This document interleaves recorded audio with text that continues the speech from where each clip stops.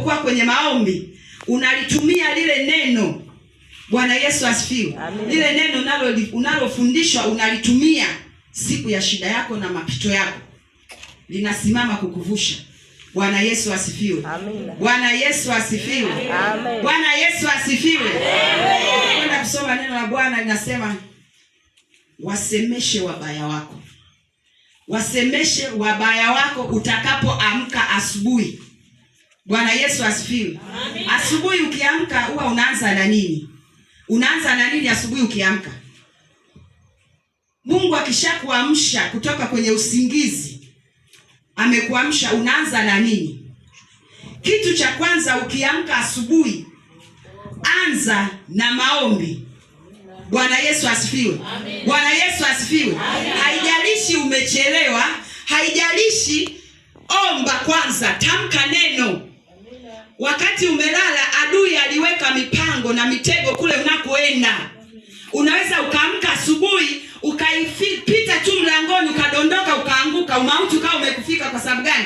Tayari adui ameshakutegea mtego langoni. Bwana Yesu asifiwe. Bwana Yesu asifiwe. Bwana Yesu asifiwe. Bwana Yesu asifiwe. Wasemeshe maadui zako au wabaya wako. Sema neno. Sema neno juu yako, sema neno juu ya familia, sema neno juu ya kazi, sema neno juu ya elimu. Unatoka shule, unaenda shuleni asubuhi, unaamka unaenda shuleni, sema neno juu ya masomo ya siku ya leo. Mwambie Mungu afanye nini? Batilisha kila kilichopangwa, kila kilichoandaliwa. Bwana Yesu asifiwe. Bwana Yesu asifiwe. Futa mitego yote ya adui aliyotegwa siku inayofuata. Siku ya asubuhi unapoamka, anza na neno la Bwana. Bwana Yesu asifiwe. Anza na neno la Bwana. Amina. Tamka kama mtu mwenye mamlaka na mwenye amri. Bwana Yesu asifiwe. Tamka kwa amri na mamlaka, kwa sababu umepewa nguvu na mamlaka.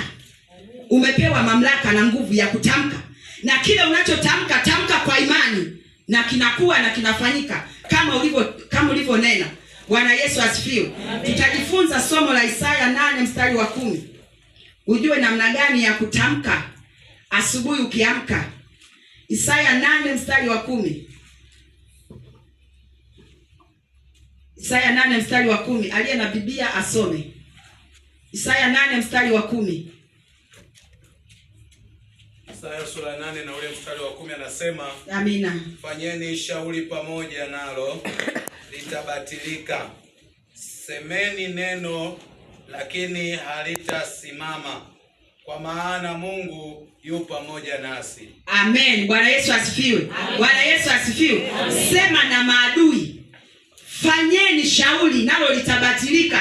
Semeni neno halitakuwa. Kila neno lililotamkwa asubuhi ya leo, Mungu nakushukuru umeniamsha. Kila neno lililotamka asubuhi ya leo, ili litimie asubuhi, litimie mchana, litimie jioni, majira na wakati na saa, nakomboa majira, nakomboa masaa yangu, na ibariki siku ya leo, na itakasa kwa damu ya Yesu. Natamka baraka juu ya siku ya leo. Kila kilichopangwa na adui usiku, kila kilichoandaliwa juu yangu, juu ya familia, juu ya malango, juu ya kazi, juu ya uchumi, ninafuta na kubatilisha. Nafuta kila neno lililotamkwa juu yangu. Bwana Yesu asifiwe. Bwana Yesu asifiwe. Ukitamka kwa namna hiyo, maana yake tayari umeshapindua kile adui alichoandaa kwa ajili yako. Bwana Yesu asifiwe. Unashangaa umeamka kwa amani, umeomba, umefanya sala, umeamka kwa amani, lakini yatakuja maneno siku hiyo ya kukujeruhi. Bwana Yesu asifiwe. Na kukuhamisha kwenye ile nafasi uliyokuwa na ule uwepo uliokuwa nao siku hiyo. Inakujeruhi, inakukosesha amani. Bwana Yesu asifiwe. Lakini ukitanguliza kwanza maombi, ukiingia kwenye maombi na kumwambia Mungu kwanza, kabla hujaanza kitu chochote, kabla hujatoka nje. Bwana Yesu asifiwe. Bwana Yesu asifiwe. Bwana Yesu asifiwe. Hata litakapokuja litakuja, lakini halina uzito, kwa sababu tayari ulishaomba, ulishapangua mipango yote. Kama walitengeneza ajali siku hiyo, ajali na kukwepa. Kwa sababu gani? Tayari umeshalituma neno la Mungu kwenye ile ajali. Bwana Yesu asifiwe. Bwana Yesu asifiwe.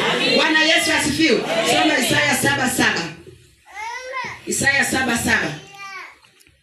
Bwana Mungu